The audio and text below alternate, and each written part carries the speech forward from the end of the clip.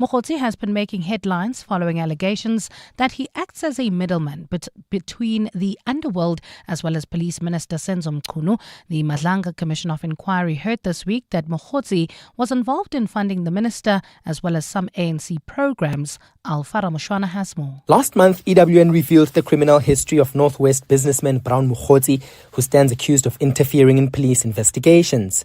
Mokgotsi has multiple cases registered against him, including assault, theft and fraud dating back as far as 1997. At the Madlanga Commission of Inquiry, WhatsApp messages were presented suggesting that Mokgotsi facilitated favors for alleged crime boss Vusumuzi Kat Matlala through an individual believed to be Police Minister Senzo Mchunu. Mchunu initially claimed he did not know Mokgotsi, but later admitted the businessman was an ANC comrade. The ANC, however, distances itself from Mokgotsi and has now confirmed that his membership has expired. Alfa Ramshwana, Eyewitness News. The general manager at President Cyril Ramaphosa's Phala farm has told the court that he called the president after a break-in at the farm instead of calling the police. In February 2020, Ramaphosa's farm in Limpopo was broken into, with the robbers stealing $580,000 in cash. The money belonged to a Sudanese businessman who intended to purchase buffalo from the farm. Emanuela David and siblings Froliana and Ndilinasho Joseph are currently on trial for the matter at the Mudimule Regional Court. The general manager, who cannot be named, has testified in court that he did not know that there was money hidden in the compound. In my knowledge, the president told me now he'll inform the police and he'll come to the farm. The police arrive on the farm, and that's for me the police that arrived. So in my knowledge, I didn't take notice is it from Bella Bella or from where they come. The police just arrived as was instructed to me. Here in Gauteng, trade union Nahawu is calling on the health MEC, Nomantung Komora to urgently deal with the crisis at the province's healthcare facilities. The union says misconduct and corruption have left them vulnerable. Last week, the Special Investigating Unit released a report showing that 2 billion rand was stolen through irregular tender deals at the Tembisa Hospital. Nahawu will be delivering a memorandum to the MEC's office in Johannesburg today, demanding immediate action be taken. Ntokozo Khumalo has more. Nahawu members in their white, red and green regalia have gathered at Gandhi Square in the CBD of Johannesburg this morning. The union says it urgently needs the department to account for its alleged maladministration in the province's hospitals. Nahawu Provincial Secretary Mzigayise Jonji says they want the department to intervene. And we are here to demand immediate action from the department in order for all of those that are seen to have been participating in siphoning the funds that are so needed by the community to be brought to book, and that the law must take its course and deal with these people. But the department must be held to account for what has happened. Georgia says they will not stop with their demands until they are adequately addressed. Ntokozo Khumalo, Eyewitness News, Johannesburg. And supporters and family members of a group of activists on the global summit flotilla continue to anxiously wait for an update on their whereabouts. The flotilla, consisting of about 50 boats carrying aid to Gaza, was blocked from reaching the port of Gaza yesterday. The vessels were intercepted by Israeli Navy forces with more than 450 activists on board, including some South Africans, including late former President Nelson Mandela's grandson, Mandla Mandela. His nephew, Maibuye Melisizwe Mandela, says there has been no contact or further information received by the family. It is wrong. We stand with the people of Palestine. The whole world has been crying. The United Nations has also said that this is a crime against humanity. You see that is happening in Gaza, the genocide that is happening in Gaza. Gold is trading at $3,857.96 an ounce. The rand is at 17.26 to the dollar, 23.20 to the pound, 20.25 to the euro, and Brent crude oil is at $64.11 a barrel. Well, at this stage, if you're leaving Alex heading towards Midrand, we still have bumper-to-bumper traffic in the Calvin area, N3 northbound between Marlborough Drive and the Butler Interchange, and also traveling through Bedford View. There's still slow-moving traffic. N3 southbound. This is between Linksfield Road and Van Buren. And if you are heading towards Bedford View, leaving the Boksburg area, there's bumper-to-bumper traffic on the R24 westbound between Edenvale Road and the Kilulis interchange. It's a partly cloudy afternoon in Gauteng today. Temperatures have peaked at highs of between 26 and 28 degrees. The top story in EWN, the Constitutional Court has ruled that fathers are now entitled to equal parental leave as mothers. EWN, in touch, in tune, and independent. For the latest, visit ewn.co.za or download the EWN app. You're with Mandy Wiener on 702. Let's walk the talk. Streaming on the Prime Media Plus app. DSTV channel 856, 92.7 and 106 FM. The Midday Report with Mandy Wiener on 702 and Cape Talk, brought to you by Nedbank Commercial Banking. Think bigger, think Nedbank Commercial Banking. On the show today, the Concourt rules that fathers are now entitled to full parental leave. The local government indaba continues. We'll give you the latest on the global Sumud flotilla.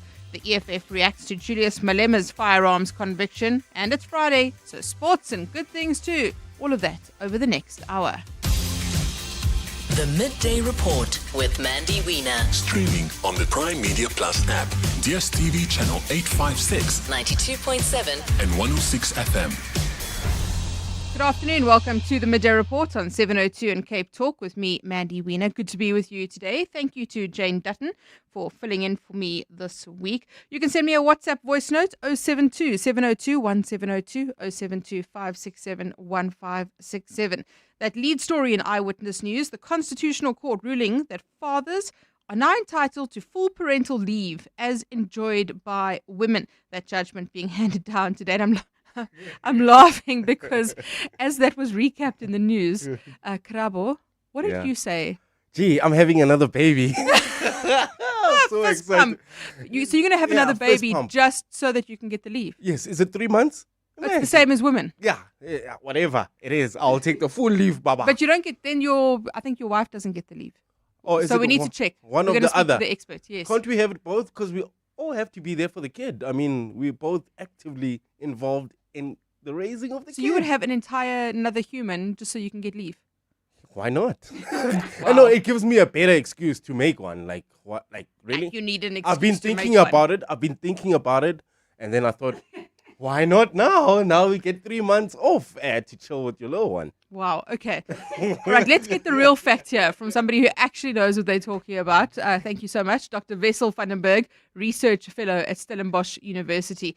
Dr. van den Berg, good afternoon to you. Thank you very much for your time today. Maybe you can answer Karabo's question about what this ruling actually means now. Hi, Mandy. You know, it's hard to tell before the papers actually come out, but what I've been able to see in the media and on the video that was posted by the Concourt, it seems like the judgment that was released in 2023 by the South Gauteng High Court has been upheld. So to answer your question, what that means is that parents now have a pool of leave available. So from that 4 months and 10 days, dad can take 1 month, mum can take 3 months, for example. So it's up to the parents. So it doesn't mean that Karabo and his partner both get 4 months and 10 days. They have to share the pool. Ideal. That's the ideal. So the big problem with this ruling is that it cuts into mothers' time. It reduces the available time for mothers at the moment. The ideal that we want is that mothers and dads, in fact, all parents of all genders, get 4 months dedicated to that particular parent. And that was actually what was proposed by Sonke Gender Justice and several of the other applicants in the court, is to actually propose equal leave for all parents that is protected. Okay, fascinating. So I do wonder then, do the employers of both the mother and the father, or the mother and the mother, or the father and the father, in other words, both parents, do the employers speak to each other? How do we ensure that there's no duplication, or how does this all work in practical terms? Or is it too early to say? Well, this is statutory leave, so Parliament now has 36 months to figure out exactly how the legislation will work. It's the same as maternity leave currently, Mandy. It's through UIF. So the parent can say to their employer, I have agreed with UIF that I will take a month and the other parent will take 3 months. But I just want to point out a really important flaw in this issue, Mandy, and that is that for high-income parents who are living together, this is a relatively easy thing to do, to say, okay, let's decide how we share our leave. But for the majority of households in South Africa, parents do not live together. So, many dads are not living in the same household as their children. So that raises a major issue for the majority of parents in the country in terms of who actually will decide how much leave gets taken by whom. And it's sadly quite unlikely that dads will take leave if they are not co-resident with the child. And also, is the mother then coerced into taking less leave because the father wants leave? I suppose there's all sorts of implications there. Yeah, exactly. I mean, we've seen in other countries like in the UK, they have mostly a shared leave model at the moment, and dads simply don't take their portion because the social norms don't support that. It's not popular to take leave. In other countries like Germany, they had that, and then they added a non-transferable portion, and it became cool to take that leave, and dads are now taking it. So the evidence in other countries actually show that we need that protected portion, and particularly for parents who are separated. I think that's a crucial issue for South Africa that the Concord is actually missed in this ruling. While it's good news that dads can now have more access to more leave. That's great. That's great to be celebrated. But sadly, I think it's a mistake to cut into mom's leave. And in terms of what this means for equality and social norms, do you think it will be significant? Well, equal parental leave for all parents, particularly leave for dads, has long been a feminist goal. It relieves mothers time so that they can return to work sooner, so that they can earn an income. And this was the main argument by the couple who lodged this case the first time in the High Court. So if this pans out, and hopefully if Parliament, really writes the legislation that's needed by the country, it will add to the likelihood for a more gender equal work-life balance between parents. Dr. Wessel van den Berg, thank you so much, a research fellow at Stellenbosch University, giving us some analysis there on that judgment upheld by the Constitutional Court today, confirming the 2023 findings of the Gauteng High Court in Joburg that certain basic conditions of the Employment Act regarding maternity leave violate constitutional rights. So in the current form, what it means is that moms get 4 months of paid leave, fathers get 10 days. So now the court is saying that both parents can have shared maternity leave. So there'll be a pool, as I understand it. What is your reaction to that? I'd love to hear from you. Send us a WhatsApp voice note, 072 7021 702, 072 567 1567. Karabu's already planning his next child so that he can take the leave. The Midday Report with Mandy Wiener on 702 and Cape Talk is brought to you by Nedbank Commercial Banking. See money differently.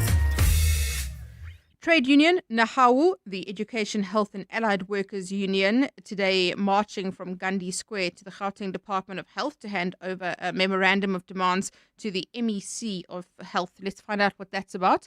Ntokozo Kumalo, EWN reporter on that story. Ntokozo, good afternoon to you. What are the concerns from Nahawu? Hi, Mandy. There are a lot of concerns that Nahawu has expressed. Mainly, they just spoke about maladministration within hospitals across the province, stating that with the recent SIU investigation preliminary report that was given, it shows that the department was lagging or rather failed to address these issues of corruption as well within their health care system. And what's happening there in terms of handing over of the memorandum?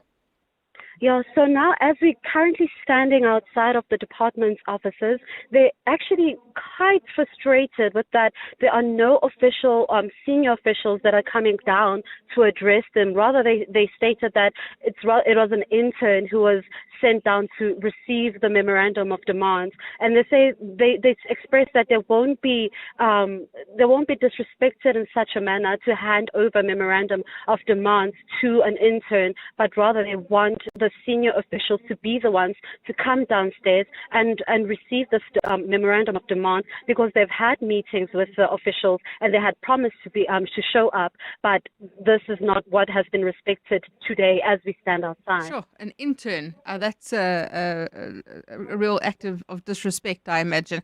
What's the turnout like there for Nahawu?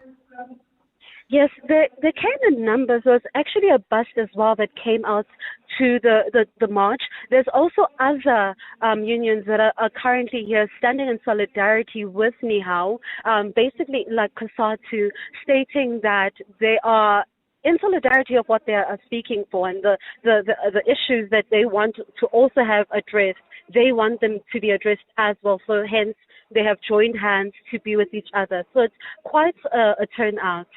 Ntokozo, thank you very much. Ntokozo Kumalo, EWN reporter, who's at that march by Nahawu, the National Education, Health and Allied Workers Union. Take a listen to this audio she sent through from Nahawu.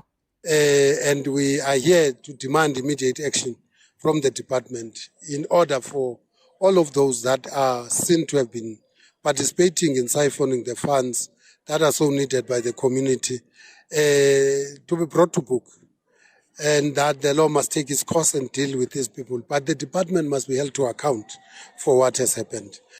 Nahawu highlighting corruption, maladministration, unsafe working conditions, staff shortages, and a number of other issues too. Real growth needs more than just banking, and Nedbank Commercial Banking is your growth partner. Their team of industry experts understand your business and its potential, offering insight to help you see opportunity where others see obstacles. Because when you can see what others don't, you can do what others can't. Think bigger. Think Nedbank Commercial Banking. See money differently. Nedbank is a licensed FSP and registered credit provider. T's and C's apply. This Mazda doesn't just start. It wakes up. Anticipation. The wheel settles into your hands. Seat and mirrors adjust. You didn't ask. It just knew. Then the 3.3-liter turbo diesel clears its throat. And suddenly, you're flying, weaving through sunlight. Goosebumps on your commute. The feeling will find you in the Mazda CX-60.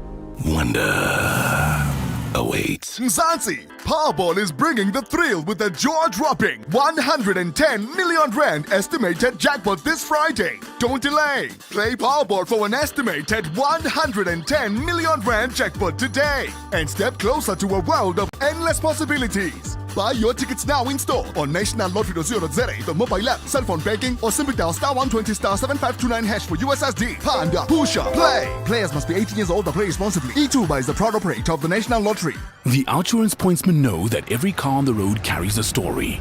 There's a car with a shift worker making his way home and daydreaming about his next career move, his next chapter. The Outsurance pointsmen know it's not just a car in traffic, it's a possible light bulb moment that could change someone's life. Every story is different and every story matters. That's why the Outsurance pointsmen have been doing what they do since 2005 in proud partnership with 702. Outsurance is a licensed insurer and FSP. WhatsApp Mandy On 072 702 1702. Hey guys, how's it? This is so hectic, guys, to take a leave and co-parenting and stuff. Let just woman take the leave and do her job. Chill, guys. You sit at work and do your deeds at work. We sit at home and we enjoy the babies. How's that? Well, that's what I have to say. Bye-bye. Mandy and your team, is it paternity leave or what is it called? Those who had made up their minds that they would never have another child will have to change their mind. They have to change their mind so that they can go on paternity leave. Yes, this is classical example of equity in a workplace. We are so happy, the four of us. Good afternoon, lovely sister Housen from Ramaphosa. Thank you very much for those WhatsApp voice notes. The women don't like it, the men like it. Look, I think it depends on everyone's personal circumstances. Chabang says, good day. What happens in a household where the father is the only one working? Is he entitled to full leave? That's a great question. So would he then get the 4 months and 10 days of leave if the mother isn't working? I think we just don't know yet at this point. It's a bit ridiculous as the leave is not just for the baby. It is specifically for the mum who's had a physical and mental battering with hormones going mad, the birth, the sleepless nights if breastfeeding. Her whole body and mind is alien, tired and out of control physically and emotionally. What is the father recovering from SIBS? Yeah, I hear you on that. Having had 2 children myself, I completely relate to that. So I think there's going to be quite a bit of reaction to this. Keep sending those WhatsApp voice notes through. 702, the Midday Report, Monday to Friday. 12 to 1 p.m. Well, let's bring you the latest developments now after the Israeli Navy intercepted the global Sumud flotilla boats approaching Gaza. The flotilla consists of around 50 boats being blocked from reaching the port of Gaza on Thursday. That was yesterday. Israel's foreign ministry saying the passengers will now be deported. 10 South Africans are among the group, including Mandla Mandela, Nelson Mandela's grandson.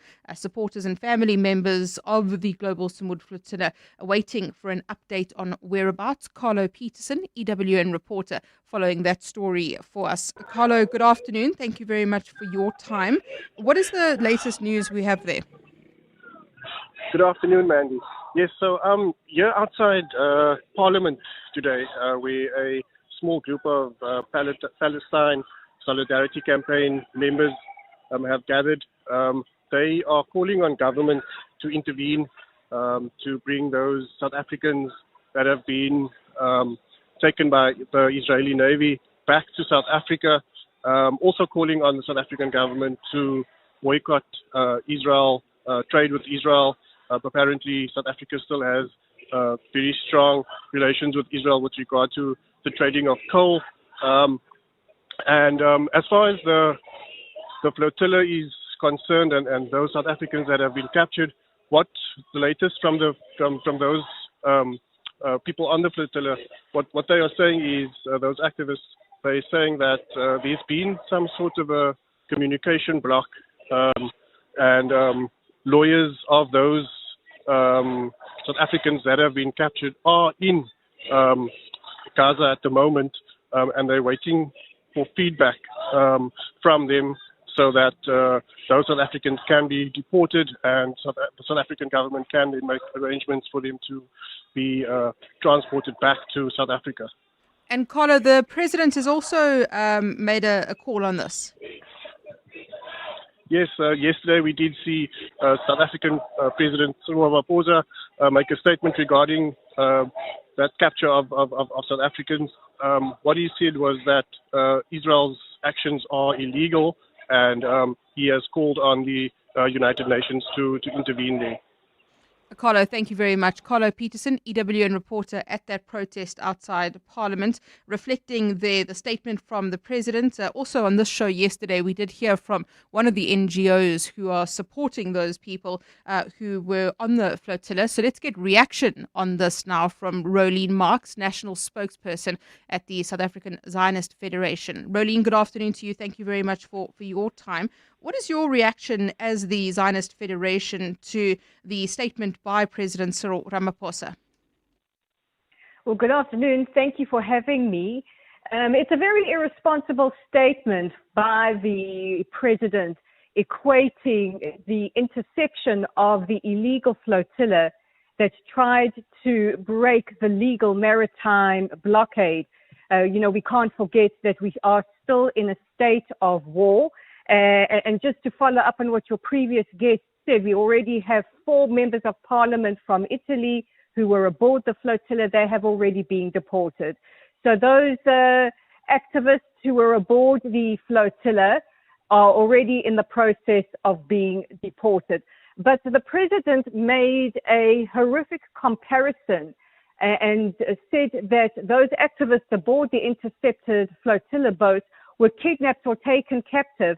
Let us remind the president that we are just days away from the 2nd anniversary of the 7th of October, when Hamas and other terror organizations infiltrated the south of Israel, killing and raping over 1,200 people and taking over 251 hostage, of which we still have 48 civilians that are hostage. We know that 20 of them are still believed to be alive, and the rest of them are dead, either having been killed on the 7th of October and their bodies taken captive, or being killed in captivity. We also want to remind the president that there is a peace deal on the table that has been accepted by Israel, that has been accepted and endorsed by Arab leaders, and we are awaiting Hamas, an internationally prescribed terrorist organization, to agree to this. So his comments were particularly erroneous and egregious. Rolene, if you look at who was on the flotilla, of course, the most high profile of the South Africans being Mandla Mandela, is that the reason for the president's statement around this, that these South Africans should be released and returned to South Africa? I think that there is two parts to this. I think, first of all, there are South Africans who are aboard that. And what is very interesting is that the police actually took cameras on board the boats once the activists were taken off. And wouldn't you know, there was no humanitarian aid on board, which explains why they didn't take the Vatican, the prime ministers of Greece and Italy up on the offer to offload aid there. So it was really a gimmick for self-promotion and political standpointing. But I also think that the president is trying to be relevant. His position on Israel, certainly over the last 2 years, has basically rendered South Africa irrelevant when it comes to serious negotiations and being a stakeholder in what happens in the Middle East. I think part of that is the president trying to intervene on behalf of those South African citizens, like Mandla Mandela, who heads the Al-Quds Foundation, a foundation known to be sympathetic to Hamas, and also trying to assert relevance and his demand for Israel to immediately deport people is him trying to assert authority over Israel, and that is not going to happen. At the moment, we are busy processing all of those activists on board, and they will be deported shortly. Rolene Mark, spokesperson for the South African Zionist Federation, reacting there to the developments around the global Sumud flotilla. Real growth needs more than just banking, and Nedbank Commercial Banking is your growth partner. Their team of industry experts understand your business and its potential, offering insight to help you see opportunity where others see obstacles. Because when you can see what others don't, you can do what others can't. Think bigger. Think Nedbank Commercial Banking. See money differently. Nedbank is a licensed FSP and registered credit provider. T's and C's apply. Got big dreams for your small business? The Hollywood Foundation is here to make them a reality with the Bambelela Business Awards. SMMEs in Gauteng. This is your chance to grab a share of 1 million rand in funding. The awards recognize and reward the contributions small businesses make to growing and transforming our economy. Submit your entries today. Applications close on 4 October 2025. Submissions will be reviewed by a panel of expert judges.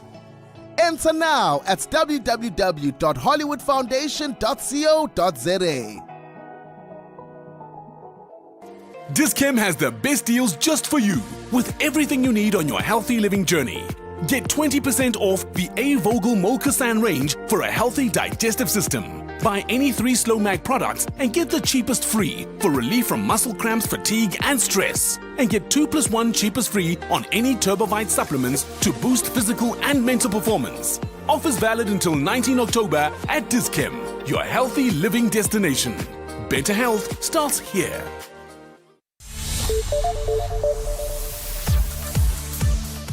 12:30, time for Eyewitness News headlines.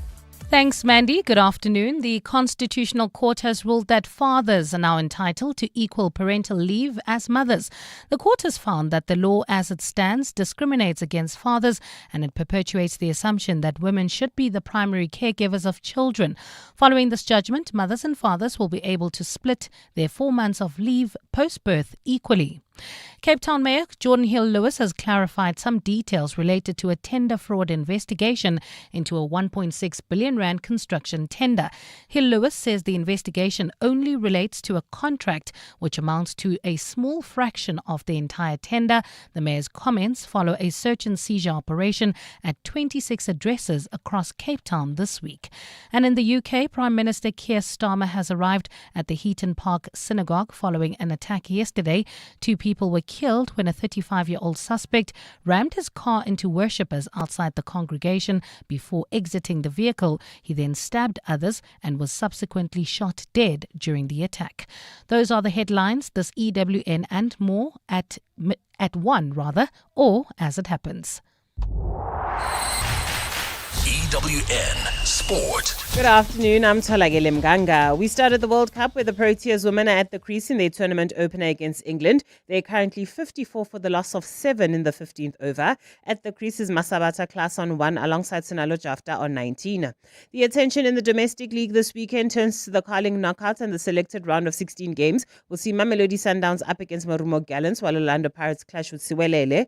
Adeslam Wadu has discussed trying to win a second trophy with the Buccaneers, having clinched the MTN 8 last month. The most important is to be consistent on what you think, on your job. I'm coaching a fantastic club. I have the chance to be surrounded by a lot of South African competencies that they are doing a very good job.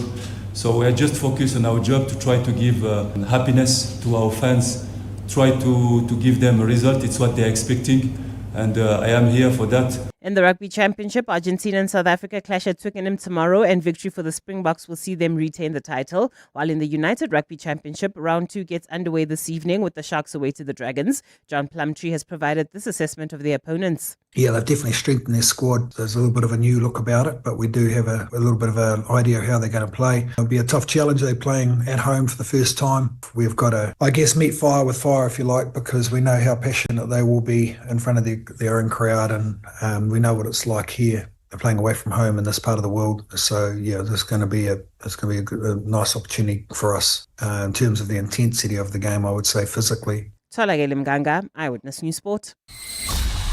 EWN Traffic. Well, at this stage, if you're heading towards Germiston, we still have bumper-to-bumper traffic in Bedfordview on the N3 southbound between the Modderfontein off-ramp and Van Buren. Also traveling into Bedfordview, leaving the Edenvale area. Slow-moving traffic R24 westbound between Edenvale Road and the Kilulis interchange in Calvin. Heading towards Midrand, there's bumper-to-bumper traffic N3 northbound. This is between Marlborough Drive and the Bakru interchange. Also in Rudeport, this is in the Durban Deep area. There's slow-moving traffic on Randfontein Road between Collet and Miles Stalker, while look out for those faulty traffic lights in Bryanston at Winnie Mandela Drive and Sloane. If you come across any other traffic issues, please WhatsApp us on 072-702-1702. There's more EWN on air, online, and on the EWN app. The Midday Report with Mandy Wiener on 702 and Cape Talk is brought to you by Nedbank Commercial Banking. See money differently. CIRA is reintroducing printed ink certificates, now available as a paid optional service. You can now request your printed certificate online and collect it at your nearest CIRA branch. This service is in response to industry requests. Remember, your digital certificate remains valid and you can view it online. For more information, please contact 086-1333-850 or info@cira.co.za. The Outsurance pointsmen know that every car on the road carries a story. Like the eager beaver driving to meet the woman of his dreams. Butterflies in his stomach, GPS on full volume. He checks his hair for the 7th time. Looking good. The Outsurance pointsmen know it's not just a car in traffic. It's a possible love story on the move. Every story is different and every story matters. That's why the Outsurance pointsmen have been doing what they do since 2005 in proud partnership with 702. Outsurance is a licensed insurer and FSP. Tap into the power of good sleep. Visit Dial-A-Bed today and save up to 30% on our best-selling brands. Our Sealy Celebration Plush Comfort Queen Set is now $9,499 and our 40 Winks Active Zone Extra Firm Queen Set is now only $11,999. Save $6,000. Plus, get next day delivery on our best sellers. Dial-A-Bed. Sleep for life.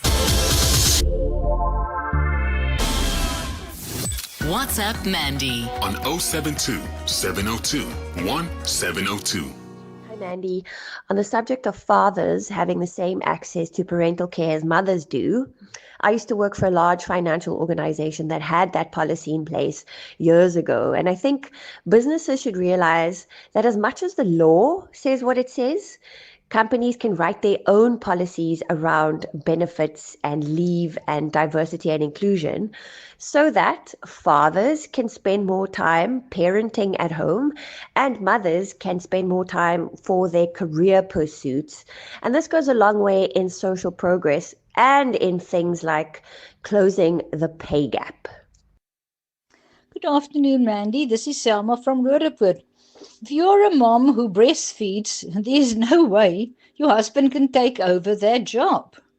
Now, if a child is bottle fed, then it can work, but it is not good to bottle fed a child because mother's milk already gives the child immunity against a lot of diseases, and apparently the mother's milk also helps the child's brain to grow better and makes for more cleverer children, I believe.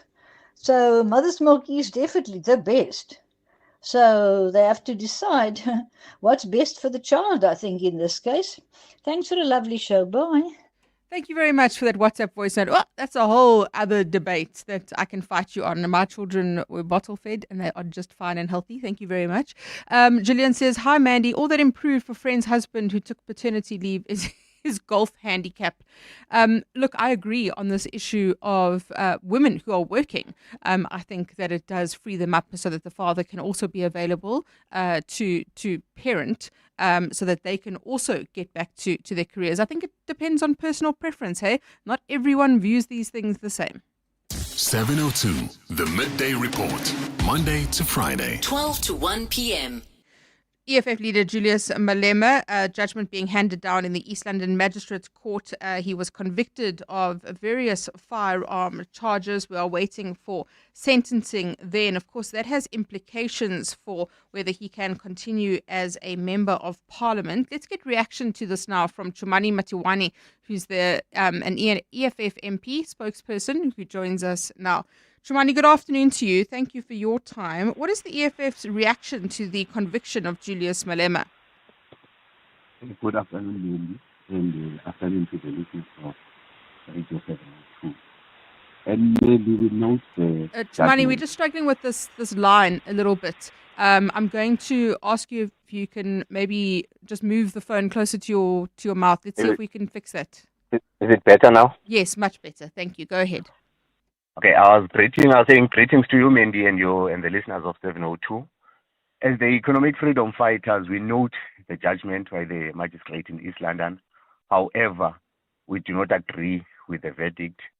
Hence, we will await the sentencing on January 23, 2026. And upon the sentencing, we will appeal the judgment. If the sentencing requires Mr. Malema to resign as a member of parliament, how will the party respond to that? The sentencing, ma'am, will all be based on the appeal process. Remember that once he's sentenced and he appeals, that sentence is suspended until the suspension is upheld or it doesn't go the way that we want it. But for as long as there is an appeal process in place, he will remain a member of parliament. Only until then, if it's found, if the appeal is unsuccessful, only then will he be required to move or to vacate his seat in parliament. Okay. Now, according to the EFF statement, the EFF is saying that the verdict against Julius Malema is not justice, but a political instruction from the Oval Office. The US continuing to interfere in our politics, using Ramaphosa as a puppet to silence those who refuse to be oppressed. What do you base this on? If you were following this trial, which took over 7 years because this incident happened in 2018. It took over 7 years, and we've raised the issue of the competence of the magistrate, who in some instances would come to the courtroom unprepared, and we asked that the trial should be dropped because that we felt that as the EFF, the state had no case, and indeed the state has not proven its case beyond a reasonable doubt, because even to this day we do not know whether it was a firearm as the state is alleging, or a toy gun as the CIC is saying that it was a toy gun that we were using on that particular day. So we are not satisfied with how the evidence, because most of the evidence is based on hearsay evidence, and to make things worse is that the accused number 2, Mr. Snyman, was accused with the president, has been acquitted. This is the man who was said to have handed over the firearm to Mr. Julius Malema. If the person who handed over the firearm to Mr. Julius Malema has been acquitted, then that means also Mr. Malema must be acquitted. So we feel like that we think that it was not a fair trial and that the higher court will come to a different decision. Chumani, thank you very much. Chumani Matiwane, EFF Member of Parliament, spokesperson there, reacting to that decision by the East London Magistrates Court, which has found EFF leader Julius Malema guilty on 5 counts. So he is appealing that judgment. We are also waiting for sentencing then to understand what the implications would be for Julius Malema when it comes to being an MP. But also, I'm not sure that I understand this argument about how this is a political instruction from the Oval Office. When Donald Trump declared that Malema must be arrested, the captured state machinery followed his command. I'm not sure there's evidence of that in any kind of way. So the EFF trying to make that argument that this is racism disguised as justice. 702. The Midday Report with Mandy Wiener. Let's walk the talk. 12:42 on the Midday Report with me, Mandy Wiener. The local government indaba currently underway. Alpha Ramashwana, EWN reporter, has been following that for us. Joins us in studio now. Alpha, good afternoon to you. What is a local government indaba? Who attends these things and what do they discuss? Good afternoon, Mandy. It's one of the events that government holds where the different ministers, local government officials meet under one roof to discuss the many issues that we have at local government. We've seen similar summits over the past few years, a number of them in Bizos as well, in municipalities. And there have been several speakers at the Indaba, but for me, the interesting one is always the Auditor General of South Africa, Tsakani Maluleka, who is known for her honest and thorough assessment of the state of local government. And I wouldn't say there's anything new she said to us, but her message remains consistent that municipalities are still failing to manage the public purse with diligence and accountability. She says one of the biggest issues right now is the skill set in municipalities. It's one thing to attract the talent, but if you can't retain it, that says something about you. And municipalities are failing to retain those financial officers, the town planners, the engineers. That is what the Auditor General raised. Those are the concerns that she raised at the Indaba. She says that municipalities are not serious at all with changing the state of local government right now. Let's take a listen to her assessment of local government. Following the 2023-2024 MFMA audit cycle, I reported that only 16% of municipalities had received clean audits. I reported that over 31 billion rand of unauthorized expenditure had been incurred.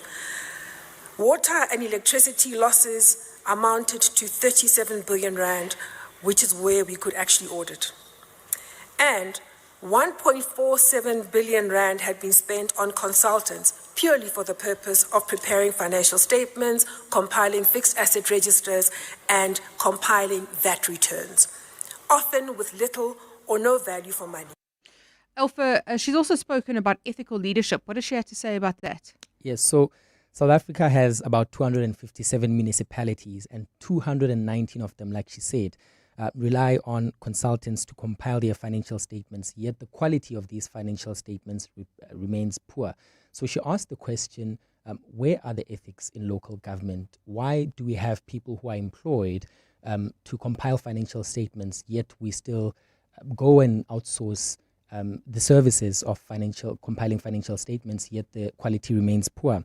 She says that it is shocking that municipalities claim to have qualified financial staff, yet millions are still spent on external companies only to produce shoddy work. I mean, President Cyril Ramaphosa spoke about it last month. I'm sure you would remember that NEC meeting, which got ANC councillors angry. And he asked the question, we have people in our employ who we hire to do these services, yet we still get the private sector to assist government. Why are we spending that money? And he further said, compared ANC councillors to DA councillors, which got them really angry. And the Auditor General asked the same question during her assessment of local government, saying there seems to be no ethical standards, ethical considerations in municipalities.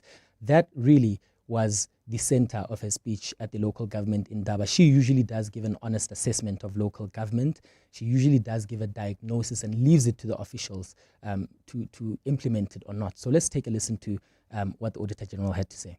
A lack of ethical leadership prevails, where officials act with impunity without facing consequences for their actions or inaction.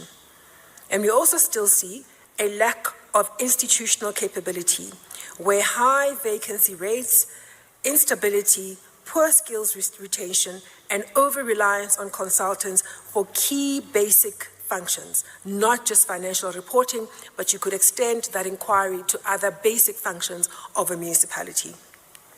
As the AGSA, we believe that to address the challenges compounding local government, municipalities must be characterized by cultures that foster performance, accountability, transparency, and integrity. My thanks to Alpha Ramashwana, EWN reporter, for that update from the local government in Indaba. Real growth needs more than just banking, and Nedbank Commercial Banking is your growth partner. Their team of industry experts understand your business and its potential, offering insight to help you see opportunity where others see obstacles. Because when you can see what others don't, you can do what others can't.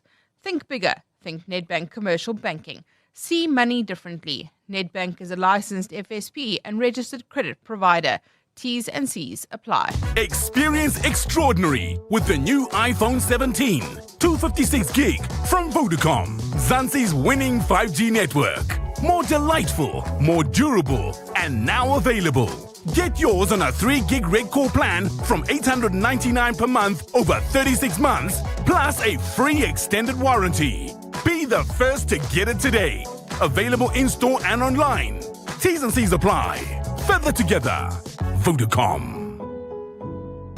Weekdays on the highway, weekends on the trail, in rain, on tar, or halfway up a gravel pass. With the new Bridgestone Jeweler All-Terrain AT002, you don't have to choose. Bridgestone, prepare to perform whatever the terrain.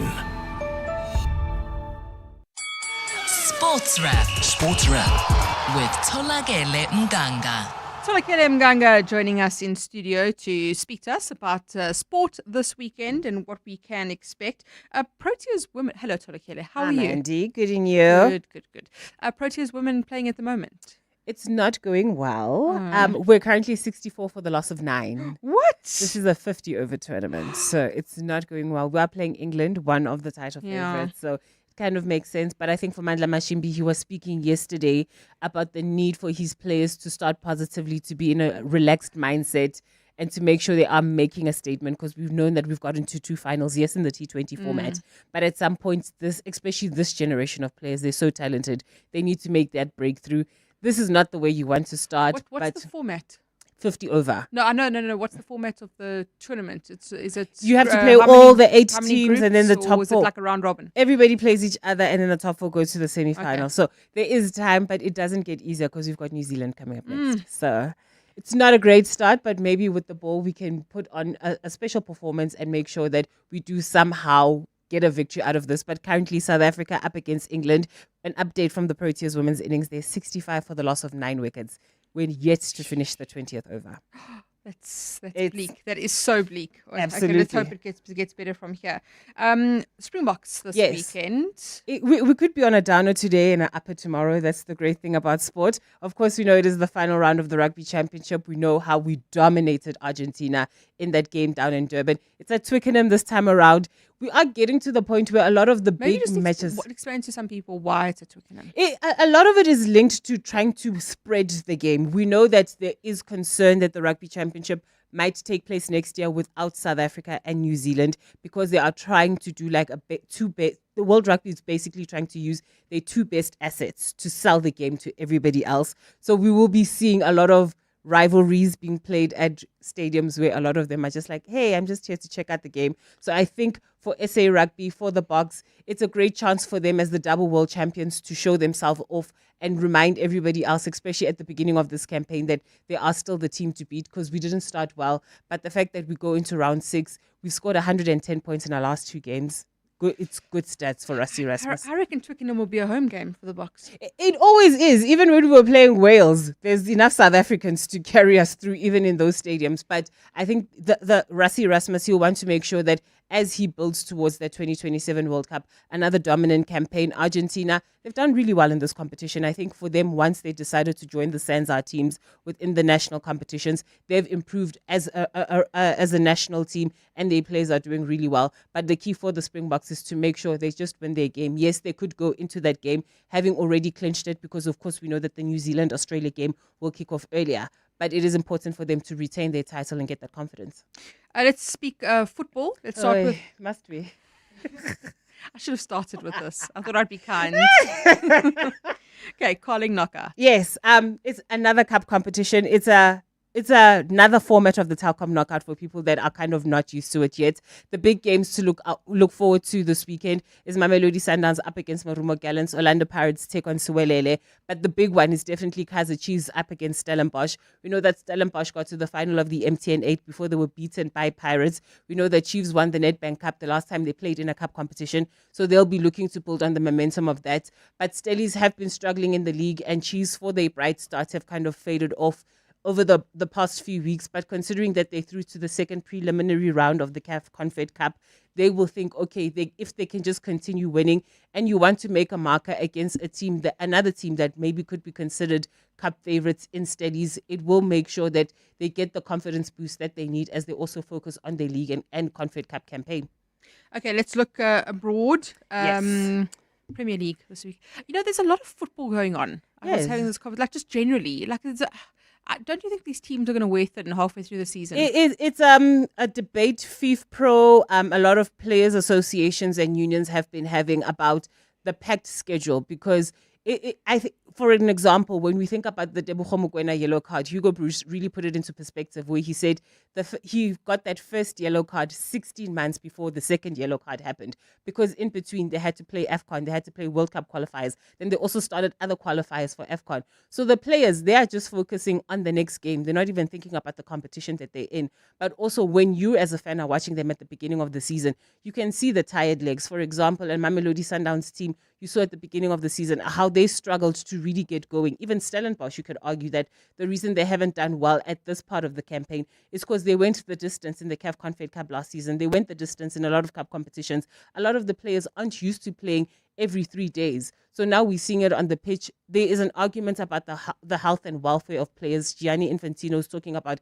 expanding the next World Cup to a 64 nation. Like, I love football to my core, but at some point we have to give players a chance to rest, because it's not nice to watch when the players themselves are struggling to get excited about the game. So what Premier League is there this weekend? For Manchester United fans, it's another opportunity to watch them lose. They take on Sunderland, but the big game of the weekend is definitely Chelsea up against Liverpool. Arne Slot's Reds have lost back-to-back games. Chelsea are looking to bounce back from that disappointing result last weekend. Is that all? Did you also want your team? Oh, your team playing. Yes, thank you. They play Leeds. Oh, okay. Maybe Beat we'll Leeds. win. Oh, your former manager. Hey, Yeah, Ange exactly. Postecoglou, for all the praise he got for Ooh, winning he's with struggling, Spurs. hey? He He's is with struggling. Nottingham Forest. They were singing last night that he's going to get sacked in the morning, which is obviously like... And he just started. But it was by his own fans. I think that's the worst part. You're only like 6 weeks into the job and the fans are like, thank you, you can leave. Tolekere, thank you so much. Lots of sport to watch this weekend. Good things. Good things. With Brent Lindeque. Brent Lindeque, the Good Things guy, wrapping up the week for us as always on a Friday. He's not with us in person. I reckon it's because Taylor Swift has dropped her new album, Life of a Showgirl. So I think he's locked himself away and he is just listening to Life of a Showgirl on repeat.